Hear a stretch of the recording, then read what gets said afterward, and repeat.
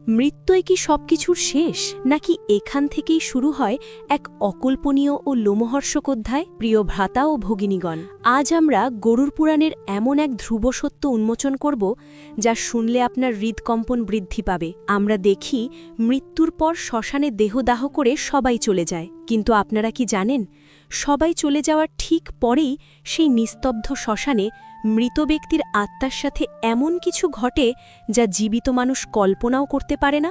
দাহকর্মের পরবর্তী সেই 1 ঘণ্টা কেন আত্মার জন্য সবথেকে ভয়ঙ্কর? কেন আত্মা নিজের জ্বলন্ত চিতার সামনে দাঁড়িয়ে চিৎকার করে কাঁদতে থাকে, কিন্তু কেউ শুনতে পায় না? আসুন আজ সেই অদৃশ্য জগতের যবনিকা উত্তোলন করি এবং জানি গরুর পুরাণের সেই গোপন সত্য। কিন্তু প্রকৃত সত্য কি এই? সত্যিই কি সবকিছু শেষ হয়ে যায়? না প্রিয় ভ্রাতৃবৃন্দ, এখান থেকেই শুরু হয় সেই লোমহর্ষক ও অতি ভয়াবহ সত্যের প্রকাশ, যার বিস্তারিত বিবরণ পবিত্র গরুর পুরাণের প্রেতখণ্ডে অত্যন্ত সুস্পষ্টভাবে লিপিবদ্ধ রয়েছে। যখন শ্মশানভূমি থেকে চলে যায় শেষ মানুষটিও, যখন চিতার অগ্নিশিখা নির্বাপিত হতে থাকে এবং চারদিকে শুধুমাত্র উত্তপ্ত ভস্ম আর মৃত্যুর নীরবতা বিরাজ করে, তখন সেখানে দাঁড়িয়ে থাকেন এক ব্যক্তি। তিনি কোনো সাধারণ মানুষ নন, তিনি হলেন সেই মৃত ব্যক্তিরই জীবাত্মা, যিনি নিজের দেহের ভস্মের সম্মুখে দাঁড়িয়ে সেই মর্মান্তিক দৃশ্য অবলোকন করছেন। একটু চিন্তা করুন প্রিয় পাঠক, যে আত্মা কয়েক ঘণ্টা পূর্বেও ছিলেন সেই দেহের অভ্যন্তরে, যিনি সেই দেহকে নিজের বলে মনে করতেন, আজ তিনি স্বচক্ষে দেখছেন সেই দেহ কিভাবে ভস্মস্তূপে পরিণত হচ্ছে। তার বিশ্বাসই হয় না যে দেহকে তিনি সারা জীবন সুসজ্জিত করেছেন, যত্নে পরিপালন করেছেন, যে মুখমণ্ডল দর্পণে দেখে তার গর্ব হতো, তা এখন রূপান্তরিত হয়েছে এক মুষ্টি ছাইয়ে। দাহকর্মের পরবর্তী 1 ঘণ্টা আত্মার সবচেয়ে কঠিন পরীক্ষা। পবিত্র গরুর পুরাণ বলছে যে দাহ সংস্কারের ঠিক পরবর্তী 1 প্রহর জীবাত্মার জন্য সর্বাপেক্ষা যন্ত্রণাদায়ক, ভয়াবহ এবং দুর্বিষহ। এটি সেই মুহূর্ত যখন আত্মা প্রথমবারের মতো উপলব্ধি করেন যে তিনি আর এই স্থূল জগতের অংশ নন। এই 1 প্রহরে শ্মশানের সেই নিস্তব্ধতার মধ্যে জীবাত্মার সঙ্গে কি ঘটে, তিনি কি প্রত্যক্ষ করেন, এবং তিনি কেন তৎক্ষণাৎ যমপুরীতে গমন করেন না? আজ আমরা এই গভীর রহস্যের আবরণ উন্মোচন করব। দেহদাহের সময় আত্মার অবস্থা। সর্বপ্রথম আমাদের উপলব্ধি করতে হবে সেই পরিস্থিতি যখন পঞ্চভূতের এই দেহ অগ্নিতে দগ্ধ হতে থাকে। শাস্ত্রমতে যতক্ষণ পর্যন্ত দেহ সম্পূর্ণরূপে ভস্মীভূত না হয়, ততক্ষণ পর্যন্ত জীবাত্মার মধ্যে এক মায়াবৃত্তি বিরাজ করে। তার মনে হয় যে হয়তোবা আমি পুনরায় এই দেহে প্রবেশ করতে পারব, হয়তোবা আমি আবার সজীব হতে পারব। তিনি বারংবার সেই জ্বলন্ত দেহের নিকটে গমন করেন, তার চারপাশে প্রদক্ষিণ করতে থাকেন, কিন্তু অগ্নির তীব্র উত্তাপ এবং যমদূতগণের অদৃশ্য পাশ তাকে সেই দেহে প্রবেশ করতে দেয় না। তিনি স্বচক্ষে দেখেন কিভাবে তার চর্ম দগ্ধ হচ্ছে, কিভাবে তার অস্থিসমূহ বিদীর্ণ হচ্ছে। এই দৃশ্য তার কাছে কোনো মহাপ্রলয়ের চেয়েও ভয়ঙ্কর। কপাল ক্রিয়া, সবচেয়ে বেদনাদায়ক মুহূর্ত। অতঃপর আসে সেই অত্যন্ত বেদনাবিধুর মুহূর্ত যাকে বলা হয় কপাল ক্রিয়া, যখন গৃহের কোনো সদস্য অথবা পুত্র বাঁশের দণ্ড দ্বারা জ্বলন্ত শবদেহের মস্তকে আঘাত করেন এবং মস্তক বিদীর্ণ করে দেন। এই দৃশ্য যতটা ভয়াবহ দেখতে, জীবাত্মার জন্য তার থেকে বহু গুণ পীড়াদায়ক। গরুর পুরাণ বলছে যে যেই মুহূর্তে কপাল বিদীর্ণ হয়, এক তীব্র বিস্ফোরণ ধ্বনি উৎপন্ন হয়, যা কেবলমাত্র আত্মা শ্রবণ করতে পারেন। এটি সেই মুহূর্ত যখন আত্মার সঙ্গে সেই দেহের চূড়ান্ত বন্ধন ছিন্ন হয়। তিনি উপলব্ধি করেন যে এখন প্রত্যাবর্তনের আর কোনো পথ অবশিষ্ট নেই, এই দ্বার চিরকালের জন্য রুদ্ধ হয়ে গেছে। পরিবারের বিদায় আত্মার সবচেয়ে বড় আঘাত, কিন্তু প্রকৃত আখ্যান্ত এর পরেই আরম্ভ হয়। যখন কপালক্রিয়া সম্পন্ন হয় এবং দেহ দগ্ধ হয়ে ভস্মীভূত হয়, তখন নিয়মানুযায়ী পরিবারের সদস্যগণ ও আত্মীয় স্বজনরা সেই স্থান পরিত্যাগ করতে থাকেন। শাস্ত্রে কঠোর বিধান রয়েছে যে শ্মশান থেকে প্রত্যাবর্তনকালে পশ্চাতে দৃষ্টিপাত করা অনুচিত। আপনি কি কখনো চিন্তা করেছেন এমন কেন বলা হয়? এর পশ্চাতে রয়েছে এক অত্যন্ত গভীর ও ভয়াবহ কারণ। যখন পরিবারের লোকজন সেখান থেকে প্রস্থান করতে আরম্ভ করেন তখন জীবাত্মা বিভল হয়ে পড়েন। তার মনে হয় যে এই মানুষগুলো আমাকে এই জনশূন্য ও ভয়ঙ্কর স্থানে একাকী ফেলে কোথায় চলে যাচ্ছেন। তিনি আর্তনাদ করেন, আকুল আহ্বান জানান যে থামুন, আমাকেও সঙ্গে নিয়ে চলুন, আমি এখানে একা থাকতে পারবো না, আমার অত্যন্ত ভয় লাগছে। কিন্তু তার সেই কাতর আরতি কেউ শ্রবণ করতে পারে না, কারণ এখন সেই ধ্বনি আর বায়ুতে প্রতিধ্বনিত হওয়ার মতো নয়, বরং এটি এক সূক্ষ্ম কম্পন মাত্র।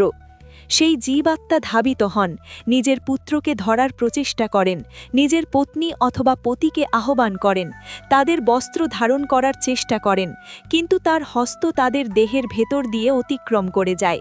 তিনি কাউকে স্পর্শ করতে পারেন না, কাউকে নিবৃত্ত করতে পারেন না। এবং যখন তিনি প্রত্যক্ষ করেন যে তার নিজেরই আপনজন, যাদের জন্য তিনি সারা জীবন পাপাচারণ করেছেন, অসত্য উচ্চারণ করেছেন, প্রবঞ্চনা করেছেন, দিবারাত্রি পরিশ্রম করে অর্থ সঞ্চয় করেছেন, তারা আজ তাকে এক অজ্ঞাত স্থানে ভস্মারাশির নিকটে একাকী পরিত্যাগ করে চলে যাচ্ছেন, তখন তিনি জীবনের সর্ববৃহৎ প্রবঞ্চনা অনুভব করেন। তিনি উপলব্ধি করেন যে পৃথিবীর কোনো সম্পর্কই শেষ পর্যন্ত সঙ্গ দেয় না, সকলেই ছিল স্বার্থের সহচর। যেমনই দেহ পরিত্যাগ হল, সকলেই মুখ ফিরিয়ে নিলেন। শ্মশানে একা, সবচেয়ে ভয়ঙ্কর পরীক্ষা। এখন প্রশ্ন উত্থাপিত হয় যে জীবাত্মা সেই শ্মশানে এক প্রহর পর্যন্ত কেন অবস্থান করেন? তিনি তৎক্ষণাৎ তাদের অনুসরণ করে চলে যান না কেন? পবিত্র গরুর পুরাণ অনুযায়ী শ্মশানভূমি ভগবান মহাদেবের পবিত্র নিবাসস্থান বলে পরিগণিত, কিন্তু এটি পাশাপাশি অতৃপ্ত আত্মাদের, ভূত প্রেত এবং পিশাচগণের আশ্রয়স্থলও। যখন কোনো নবীন মৃত্যু সংঘটিত হয় তখন সেই জীবাত্মার চতুর্দিকে এক সুরক্ষা কবচ বিরাজ করে, যা তাকে কিছু সময়ের জন্য শ্মশানের নেতিবাচক শক্তিসমূহ থেকে রক্ষা করে। কিন্তু যতই সময় অতিবাহিত হতে থাকে সেই কবচ দুর্বল হতে থাকে। সেই এক প্রহরের মধ্যে জীবাত্মা শ্মশানে বিদ্যমান অন্যান্য বিচরণশীল আত্মাদের দর্শন করেন। তিনি অদ্ভুত সব ভয়প্রদ শব্দ শ্রবণ করেন। তিনি প্রত্যক্ষ করেন যে সেখানে এমন অসংখ্য জীবাত্মা বিরাজমান যারা শত শত বর্ষ ধরে মুক্তির জন্য আকুল আরতি করছেন, যারা ক্ষুধা ও তৃষ্ণায় ছটপট করছেন, যাদের সূক্ষ্মদেহ বিকৃত হয়ে গেছে। কোনো আত্মা বায়ুতে ভাসমান, আবার কোনো আত্মা ভূমিতে সর্পিলভাবে গমনাগমন করছেন। তারা নবাগত আত্মাকে প্রত্যক্ষ করে তার অভিমুখে ধাবিত হন, তাকে ভীত করার প্রচেষ্টা করেন। এই দৃশ্য দর্শন করে সেই নবাগত জীবাত্মা ভয়ে কম্পমান হতে থাকেন। তিনি আশ্রয়স্থল অন্বেষণ করেন, কিন্তু শ্মশানের উন্মুক্ত প্রাঙ্গণে লুকিয়ে থাকার কোনো স্থান থাকে না। জীবন সমীক্ষা, কর্মের মুখোমুখি হওয়া, তার নিজের ভ্রান্তিসমূহের, নিজের পাপকর্মের অনুশোচনা হতে থাকে। তিনি চিন্তা করেন যে হায়, আমি যদি জীবনে কিছু পুণ্যকর্ম সম্পাদন করতাম, হায়, আমি যদি ভগবানের নাম শ্রবণ করতাম, তাহলে আজ আমাকে এই দিন প্রত্যক্ষ করতে হতো না। পবিত্র গরুর পুরাণ বলছে যে সেই এক প্রহরে জীবাত্মাকে যমদূতগণ তৎক্ষণাৎ ধরে নিয়ে যান না। তারা তাকে অবকাশ প্রদান করেন যাতে তিনি স্বচক্ষে দর্শন করতে পারেন যে যেই দেহ এবং যেই সংসারের প্রতি তার এত অহংকার ছিল তার প্রকৃত স্বরূপ কী। এটি শ্মশান বৈরাগ্যের মুহূর্ত। জীবাত্মাকে এটি অনুভব করানোর জন্য যে আপনি কি হারিয়েছেন এবং কি অর্জন করেছেন তাকে সেখানে অবস্থান করতে হয়। সেই সময় জীবাত্মার এক অত্যন্ত বিচিত্র অভিজ্ঞতা হয়। তার সময়ের জ্ঞান থাকে না।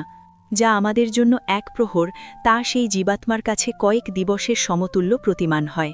সেই নিঃসঙ্গতায়, সেই নিঃশব্দে তিনি নিজের জীবনের সম্পূর্ণ চলচ্চিত্র প্রত্যক্ষ করেন। গরুর পুরাণ একে জীবন সমীক্ষা নামে অভিহিত করে। শৈশব থেকে যৌবনে এবং যৌবন থেকে বার্ধক্য পর্যন্ত তিনি যা কিছু কর্ম সম্পাদন করেছেন তা গুপ্তস্থানে করে থাকুন অথবা সকলের সম্মুখে, সমস্ত কিছু তার চক্ষু সম্মুখে ভাসতে থাকে। তিনি কার কার হৃদয় বেদনা প্রদান করেছেন, কার কার অধিকার হরণ করেছেন, কাকে কাকে প্রতারিত করেছেন, সেই সমস্ত তার শ্রীমনে আসতে থাকে। এবং সর্বাপেক্ষা গুরুত্বপূর্ণ বিষয় হল তিনি এটিও প্রত্যক্ষ করেন যে তার সেই কর্মসমূহের অন্যদের উপর কী প্রভাব পতিত হয়েছে। যদি তিনি কোনো দরিদ্র ব্যক্তির মজুরি আত্মসাৎ করে থাকেন, তাহলে তিনি সেই দরিদ্র ব্যক্তির সন্তানদের ক্ষুধার্ত অবস্থায় ক্রন্দনরত দেখেন। যদি তিনি কোনো পশুকে প্রস্তরাঘাত করে থাকেন, তাহলে তিনি সেই পশুর যন্ত্রণা অনুভব করেন। এই মানসিক পীড়া শারীরিক যাতনার থেকে বহুগুণ অধিক হয়। জীবাত্মা আর্তনাদ করেন, রোদন করেন, কিন্তু সেখানে তার অশ্রু মার্জনা করার কেউ বিদ্যমান নেই। সেখানে শুধুমাত্র বায়ুর শোঁ শোঁ শব্দ এবং দূরে কোথাও শৃগালের আর্তনাদ, গৃহে প্রত্যাবর্তনের প্রচেষ্টা। এটি সেই সময় যখন মানুষ নিজের প্রকৃত পরিচয় জ্ঞাত হন। তিনি উপলব্ধি করেন যে যেই পদমর্যাদা, সম্মান এবং ধন সম্পদের তার এত অহংকার ছিল, সেগুলো সমস্তই তো শ্মশানের প্রবেশদ্বারের বাহিরেই পড়ে রইল। অভ্যন্তরে তো কেবল তিনি এবং তার কর্মই প্রবেশ করল। শ্মশানের সেই ভূমিতে দণ্ডায়মান হয়ে জীবাত্মা প্রত্যক্ষ করেন যে তার দেহের ভস্ম এখন শীতল হচ্ছে। তিনি সেই ভস্ম স্পর্শ করার প্রচেষ্টা করেন। তার স্মরণে আসে যে এই দেহেই তিনি মূল্যবান বস্ত্র পরিধান করতেন, সুগন্ধি মর্দন করতেন, কিন্তু আজ এই ভস্ম বায়ুতে উড়ছে এবং একে সংগ্রহ করারও কেউ নেই। এই শূন্যতা তাকে বিধ্বস্ত করে দেয়। কিন্তু আখ্যান এখানেই সমাপ্ত হয় না।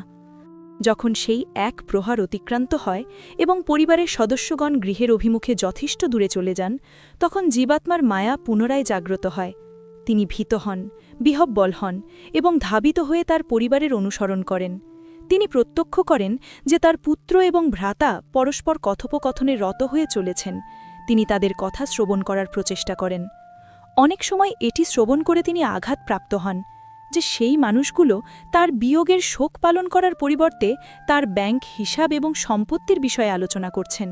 তারা বিবেচনা করছেন যে এখন ব্যবসা প্রতিষ্ঠান কে পরিচালনা করবে, গৃহের বণ্টন কিভাবে সম্পন্ন হবে।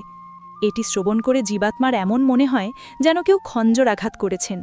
তিনি আর্তনাদ করেন, আরে মূঢ়গণ, আমি এখনও গমন করিনি, আর তোমরা বণ্টন আরম্ভ করে দিয়েছ। কিন্তু তার সেই আরতি তাঁদের পর্যন্ত পৌঁছায় না। শাস্ত্রীয় রক্ষা কবচ এই কারণেই উক্ত হয়েছে যে গৃহে প্রবেশের পূর্বে লৌহ স্পর্শ করা উচিত, অগ্নি স্পর্শ করা উচিত, অথবা নিম্বপত্র চর্বণ করা উচিত।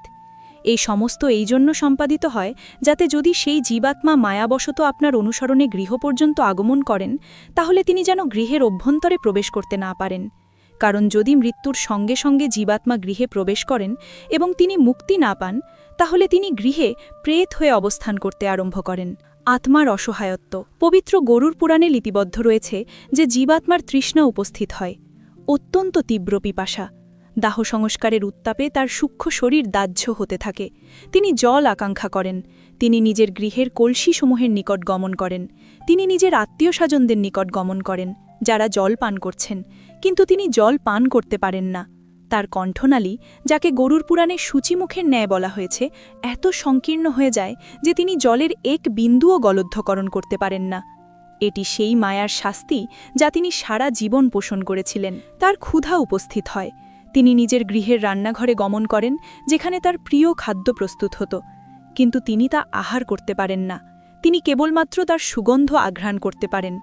এই অসহায়ত্ব তাকে সম্পূর্ণরূপে বিধ্বস্ত করে দেয়। সেই এক প্রহরের পরে যখন জীবাত্মা নিজের গৃহে উপস্থিত হন, তখন তিনি সেখানকার দৃশ্য প্রত্যক্ষ করেন।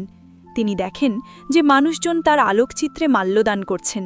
কেউ কেউ তার বিয়োগের শোক পালন করছেন, আবার কেউ কেউ তার সম্পত্তি, তার ধনরাশি এবং তার বণ্টনের বিষয়ে আলোচনা করছেন। এটি প্রত্যক্ষ করে জীবাত্মা গভীর আঘাতপ্রাপ্ত হন। তিনি উপলব্ধি করেন যে আমার বিদায়ের পরেও জগৎ সেইভাবেই চলমান রয়েছে। কারুর চলে যাওয়ার জন্য কিছুই স্থগিত হয় না। যেই ধনরাশির জন্য তিনি ভ্রাতার সঙ্গে কলহ করেছেন, যেই অলঙ্কারের জন্য তিনি অপরের হৃদয়ে বেদনা প্রদান করেছেন, আজ সেই সমস্ত এখানেই পড়ে রইল এবং তিনি শূন্য হস্ত, নগ্ন এবং অসহায় দণ্ডায়মান। তার নিজেরই গৃহে নিজেকে অপরিচিত মনে হয়। তিনি নিজেরই আসনে উপবেশন করতে ইচ্ছুক, কিন্তু পারেন না। তিনি নিজের সন্তানেদের মস্তকে হস্ত রাখতে ইচ্ছুক, কিন্তু রাখতে পারেন না। তিনি নিজের পত্নীকে রোদনরত দেখেন এবং তাকে সান্ত্বনা প্রদানের প্রচেষ্টা করেন, কিন্তু তিনি তাকে অনুভব করতে পারেন না। এই অক্ষমতা জীবাত্মাকে বিক্ষিপ্ত করে দেয়। তিনি বারংবার দেওয়ালে সংঘর্ষিত হন, দর্পণে নিজেকে দর্শন করার প্রচেষ্টা করেন, কিন্তু সেখানে কোনো প্রতিবিম্ব থাকে না। স্মৃতির তীব্রতা এবং কর্মের অগ্নি পবিত্র গরুর পুরাণ এটিও জ্ঞাপন করে যে মৃত্যুর পরবর্তীতে জীবাত্মার স্মৃতিশক্তি অত্যন্ত তীব্র হয়ে যায়। তার শৈশব থেকে বার্ধক্য পর্যন্ত প্রতিটি মুহূর্ত স্মরণে আসতে থাকে।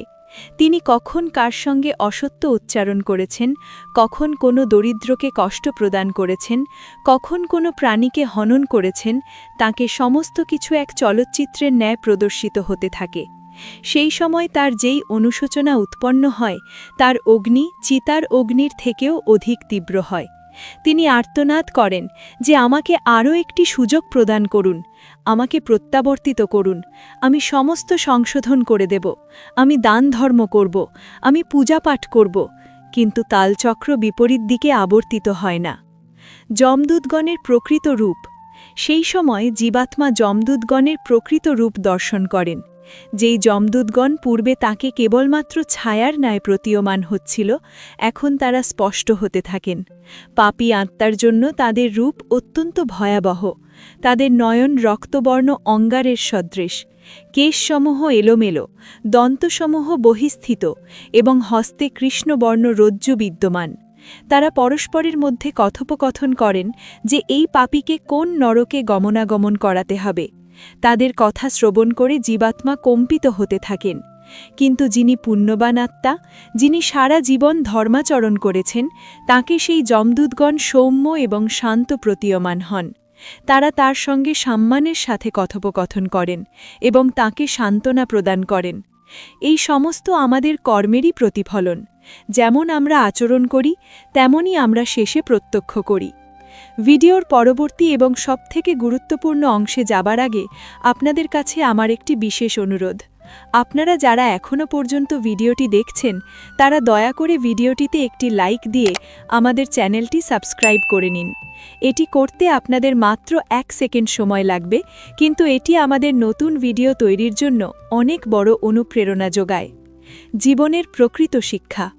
প্রিয় ভ্রাতা ও ভগিনীগণ, এই এক প্রহর যা জীবাত্মা শ্মশানে এবং পরবর্তীতে নিজের গৃহের প্রবেশদ্বারে অতিবাহিত করেন, এটি তাকে এটি উপলব্ধি করানোর জন্য যথেষ্ট হয় যে জীবনের প্রকৃত উদ্দেশ্য কী ছিল। আমরা সারা জীবন ধাবমান থাকি, ধনোপার্জনের জন্য, খ্যাতি অর্জনের জন্য, বিশাল গৃহ নির্মাণের জন্য। আমরা সম্পর্কসমূহকে বিনিময় করি, নৈতিকতা বিস্তৃত হই, কিন্তু শেষে সেই এক প্রহরে আমাদের নিকট কেবলমাত্র আমাদের কর্ম বিদ্যমান থাকে। যদি আপনি জীবনে কোনো তৃষ্ণার্থকে জলদান করে থাকেন, তাহলে সেই সময় আপনি শীতলতা অনুভব করবেন। যদি আপনি কোনো নগ্ন ব্যক্তিকে বস্ত্রদান করে থাকেন, তাহলে সেই সময় আপনি সুরক্ষা অনুভব করবেন। কিন্তু যদি আপনি কেবলমাত্র অপহরণ করেছেন, কেবলমাত্র সঞ্চয় করেছেন, তাহলে সেই সময় আপনি কেবলমাত্র ছটপটানি প্রাপ্ত করবেন। পবিত্র শিক্ষা, ভয় নয়, জাগরণ। পবিত্র গরুর পুরাণের এই জ্ঞান আমাদের ভয় প্রদর্শনের জন্য নয়, এটি আমাদের জাগরিত করার জন্য। এটি আমাদের জ্ঞাপন করে যে যেই মৃত্যুকে আমরা এত ভীত হই, তা তো আগমন করবেই, এবং যখন তা আগমন করবে, তখন আমাদের ব্যাংক জমা, আমাদের উপাধি, আমাদের অনুসরণকারীগণ কোনো কার্যে আসবে না। সেই এক প্রহরে যখন আমরা নিজেদেরই ভস্য প্রত্যক্ষ করব, তখন আমরা শান্তি কেবলমাত্র এই বিষয় থেকে প্রাপ্ত করব যে আমরা কারোর কল্যাণ সাধন করেছিলাম। এই কারণেই শাস্ত্রে উক্ত হয়েছে যে যতক্ষণ দেহে প্রাণ বিরাজমান, ততক্ষণ শুভকর্ম সম্পাদন করুন, দান ধর্ম করুন, সেবা পরায়ণ হন এবং সর্বাপেক্ষা গুরুত্বপূর্ণ ভগবানের নাম স্মরণ করুন। কারণ পবিত্র গরুর পুরাণে ভগবান শ্রীহরি স্বয়ং বলেন যে যেই ব্যক্তি আমার নাম জপ করে, তাকে মৃত্যুর পরবর্তীতে যমদূতগণ নয়, বরং আমার পার্ষদগণ আগমন করে নিয়ে যান।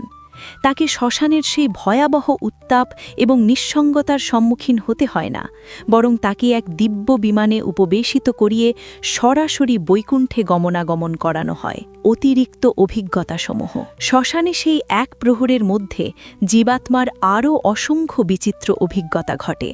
তার সেখানে বিদ্যমান পিণ্ড এবং অন্য গোলকসমূহ আহার করার ইচ্ছা উৎপন্ন হয়, যা তার পুত্র প্রদান করেছেন। পবিত্র গরুর পুরাণ অনুযায়ী প্রথম দিবসের পিণ্ডদান অত্যন্ত গুরুত্বপূর্ণ। যদি বিধিবিধান অনুসরণে পিণ্ডদান না করা হয়, তাহলে জীবাত্মার অত্যন্ত ক্ষুধা উপস্থিত হয় এবং তিনি শ্মশানে এদিক সেদিক বিচরণ করতে থাকেন। কখনো কখনো তিনি শ্মশানের নিকটস্থ বৃক্ষসমূহে অবস্থান করেন অথবা জলাশয়ের নিকট গমন করে নিজের পিপাসা নিবারণের প্রচেষ্টা করেন। কিন্তু দেহ ব্যতীত পিপাসা নিবারণ অসম্ভব। এই পিপাসা শারীরিক নয়, আত্মিক, যা কেবলমাত্র মন্ত্র এবং শ্রদ্ধার দ্বারা প্রশমিত হতে পারে।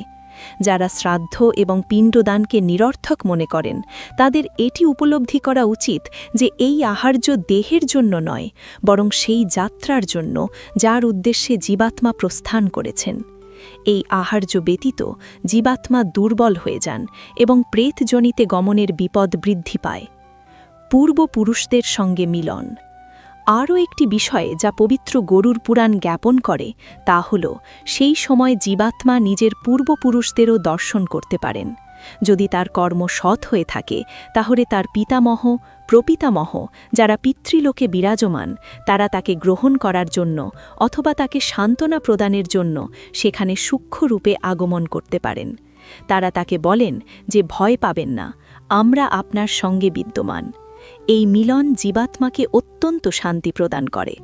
কিন্তু যদি কর্ম অসৎ হয় তাহলে তিনি সেখানে কেবলমাত্র অন্ধকার এবং ভয়াবহ আকৃতিসমূহই প্রত্যক্ষ করেন।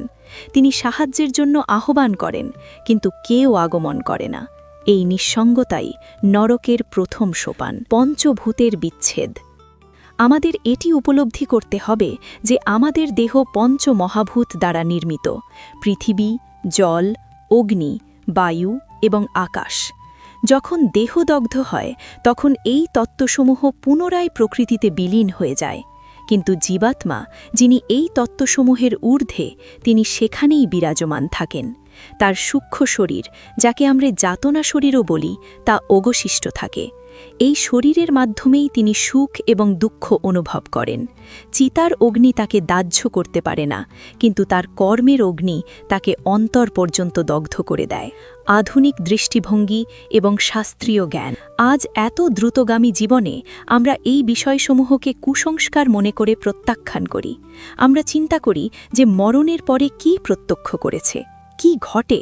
বিজ্ঞান প্রমাণ আকাঙ্ক্ষা করে, কিন্তু আমাদের ঋষিমুনিগণ তাদের দিব্য দৃষ্টি দ্বারা এই লোকসমূহ প্রত্যক্ষ করেছেন এবং পবিত্র গরুর পুরাণের রূপে আমাদের এই মানচিত্র প্রদান করেছেন, যাতে আমরা পথ বিভ্রান্ত না হই।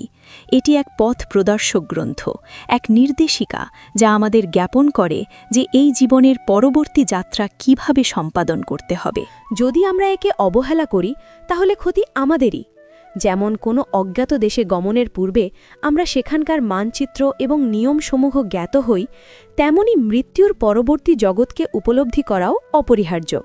অকাল মৃত্যু ও তার পরিণতি পবিত্র গরুর পুরাণে এটিও উক্ত হয়েছে যে যাদের অকাল মৃত্যু ঘটে, অর্থাৎ যারা সময়ের পূর্বে দুর্ঘটনা, আত্মহত্যা, হত্যা অথবা কোনো মহামারীর কারণে মৃত্যুবরণ করেন, তাদের পরিস্থিতি সেই এক প্রহরে আরও অধিক বেদনাদায়ক হয়। তারা উপলব্ধিই করতে পারেন না যে তাদের সঙ্গে কি ঘটেছে। তারা নিজের ক্ষতবিক্ষত অথবা দগ্ধ দেহ প্রত্যক্ষ করে আরও অধিক ভীত হন। তাদের মায়া আরও অধিক গভীর হয়, কারণ তাদের আকাঙ্ক্ষাসমূহ এখনও অসম্পূর্ণ থাকে। তাদের জীবনচক্র পূর্ণতা প্রাপ্ত হয়নি। এমন অবস্থায় তাদের জন্য পিণ্ডদান, তর্পণ এবং নারায়ণ বলির ন্যায় পূজা আরও অধিক অপরিহার্য হয়ে যায়।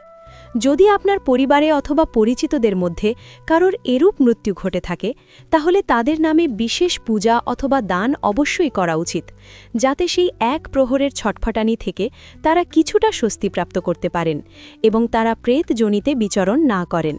আত্মসমীক্ষার আহ্বান।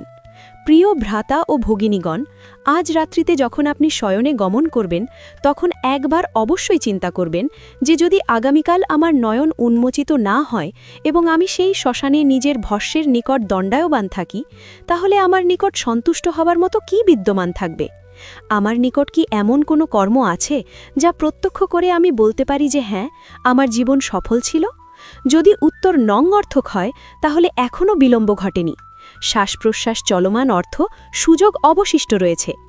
আজ থেকেই, এখন থেকেই নিজের জীবনের দিক পরিবর্তন করুন। ঘৃণা পরিত্যাগ করুন, প্রেম বিতরণ করুন, লোভ ত্যাগ করুন, দান করুন এবং অহংকার পরিত্যাগ করুন, ভক্তি করুন। নিজের পিতামাতার সেবা করুন। কারণ পবিত্র গরুর পুরাণ বলে যে যিনি নিজের পিতামাতাকে দুঃখ প্রদান করেন তাকে যমলোকের পথে অগ্নির উপর পদচারণা করতে হয়। যিনি পরস্ত্রীর প্রতি কুদৃষ্টি নিক্ষেপ করে তার নয়নে লৌহ শলাকা প্রবিষ্ট করানো হয়। যিনি প্রবঞ্চনার দ্বারা ধন উপার্জন করে তাকে সেখানে সর্প বিচ্ছুর মধ্যে অবস্থান করতে হয়। এই সমস্ত রূপক নয়, এই সমস্ত সেই সত্য যার সম্মুখীন আমাদের হতে হবে। চূড়ান্ত উপসংহার, কারণ শেষে সেই এক প্রহরে কেবলমাত্র এটিই কার্যকর হবে। অবশিষ্ট সমস্ত এখানেই ভস্য রাশিতে বিলীন হবে। আপনার বিশাল গৃহ, আপনার যানবাহন, আপনার অলংকার সমস্ত অপর মানুষেরা গ্রহণ করবে। আপনার দেহ আপনার থেকে বিচ্ছিন্ন করা হবে। আপনার নিকট জীবিত থাকবে কেবলমাত্র আপনার স্বভাব এবং আপনার কর্ম। যদি আজকের এই তথ্য, এই সত্য আপনার হৃদয় পর্যন্ত পৌঁছে থাকে, তাহলে একে কেবলমাত্র একটি ভিডিও মনে করে বিস্তৃত করবেন না। এটি এক সতর্কবাণী, এক সংকেত। একে নিজের জীবনে প্রয়োগ করুন। এবং যদি আপনি আকাঙ্ক্ষা করেন যে আপনার পূর্বপুরুষগণ, আপনার পিতৃগণ শান্তি প্রাপ্ত করুন, তাহলে মন্তব্যে পূর্ণ শ্রদ্ধার সাথে ওম নমো নারায়ণায় অথবা ওম শান্তি অবশ্যই লিপিবদ্ধ করুন। এই ক্ষুদ্র মন্ত্র সেই বিচরণশীল জীবাত্মাদের কাছে এক সদর্থক শক্তি প্রেরণ করতে পারে। এবং এই সত্যকে আপনার বন্ধুবান্ধব এবং পরিবারের সাথে অবশ্যই বিতরণ করুন, যাতে তারাও এই অজ্ঞানতার নিদ্রা থেকে জাগ্রত হতে পারেন। স্মরণীয় বাণী, স্মরণ রাখবেন, মৃত্যু চূড়ান্ত সত্য, কিন্তু কর্ম মৃত্যুর থেকেও মহত্তর সত্য। আমরা প্রায়শ মৃত্যুকে ভীত হই, কিন্তু আমাদের ভীত হওয়া উচিত সেই জীবনকে যা আমরা বৃথা অপচয় করেছি। আমাদের ভয় পাওয়া উচিত সেই অশ্রুজলকে যা আমাদের কারণে কারোর নয়নে এসেছে। আমাদের ভয় পাওয়া উচিত সেই বিশ্বাসকে যা আমরা ভঙ্গ করেছি, কারণ এইগুলোই সেই বিষয় যা শ্মশানে আমাদের সম্মুখে দণ্ডায়মান হবে। শেষে আমি কেবলমাত্র এটিই বলতে আকাঙ্ক্ষী যে জীবন এক সরাই। আমরা সকলে এখানে পথিক। কেউ শীঘ্র প্রস্থান করবেন, কেউ বিলম্বে, কিন্তু গমন সকলকেই সেই শ্মশানেই করতে হবে, সেই ভস্যেই বিলীন হতে হবে। তাহলে কেননা আমরা এই যাত্রাকে এত সুন্দর নির্মাণ করি যে যখন আমরা প্রস্থান করি তখন মানুষেরা আমাদের জন্য রোদন করে, আমাদের নিন্দা না করে? কেননা আমরা এত পুণ্য অর্জন করি যে যখন আমরা সেই শ্মশানে একালি দণ্ডায়মান থাকব তখন আমাদের ভয় না জাগে, বরং এক সন্তোষ বিরাজ করে যে আমি আমার জীবন সদুপায়ে জীবনযাপন করেছি। এবং যখন যমদূতগণ আগমন করবেন তখন আমরা প্রসন্ন চিত্তে তাদের সঙ্গে প্রস্থান করব এক নূতন এবং শুভ যাত্রার অভিমুখে। উপসংহারী বাণী, এই বিষয়বস্তু প্রত্যক্ষ করার পরবর্তীতে হয়তো আপনার মনে অসংখ্য প্রশ্ন উৎপন্ন হয়েছে, হয়তো আপনার ভীতিও উৎপন্ন হয়েছে, কিন্তু এই ভীতি মঙ্গলজনক যদি এটি আপনাকে কুকর্ম থেকে নিবৃত্ত করে। এই ভীতি এক রক্ষক যা আপনাকে পতনের পথে গমন থেকে রক্ষা করে। প্রিয় ভ্রাতা ও ভগিনীগণ, এই জ্ঞানকে নিজের মধ্যে সীমাবদ্ধ রাখবেন না, এটি বিস্তৃত করুন, কারণ জ্ঞান বিতরণে বৃদ্ধি পায়। পরবর্তী বিষয়বস্তুতে আমরা আরও এক এরূপ রহস্যের বিষয়ে আলোচনা করব যা আপনার চিন্তাধারাকে আলোড়িত করবে। ততক্ষণ নিজের কর্মের প্রতি মনোনিবেশ করুন, নিজের পিতামাতার সেবাপরায়ণ হন এবং প্রভুর স্মরণ করতে থাকুন। ওম হরি ওম তৎসৎ। ওম শান্তিহি শান্তিহি শান্তিহি। জয় শ্রীকৃষ্ণ, জয় শ্রীরাম, হর হর মহাদেব। এই পবিত্র জ্ঞান যেন সকলের কল্যাণে নিয়োজিত হয়, যেন প্রতিটি জীবাত্মা শান্তিপ্রাপ্ত হন এবং সদ্গতি লাভ করেন। ওম সর্বে ভবন্তু সুখিনঃ, সর্বে সন্তু নিরাময়াঃ।